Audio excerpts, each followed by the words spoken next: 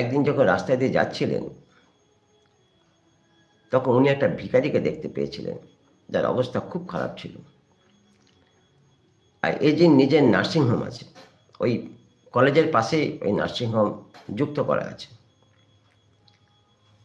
আর উনি সেই ভিখারিকে তিনি তুলে নিয়ে গিয়ে তিনি হাসপাতালের সবথেকে সুন্দর বেডে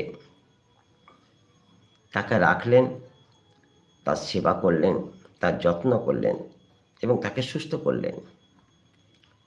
যখন মানুষটা সুস্থ হয়ে গেল, তখন মানুষটা তাকে দেখে বলছেন যে, আপনি কি যিশু? একটা মানুষকে দেখে একটা মানুষ বলছে যে, আপনি কি যিশু? আমি যিশুর কথা শুনেছি, আমাকে লোক যিশুর কথা বলেছে, কিন্তু চোখে দেখিনি আমি। তিনি এটা করতেন, তিনি এটা করতেন, তিনি এটা করতেন, শুনেছি আমি, কিন্তু আমি চোখে দেখিনি। কিন্তু আজ আপনাকে দেখে মনে হচ্ছেন আপনি সেই ব্যক্তি। বলছে এটাই সমাজ দেখতে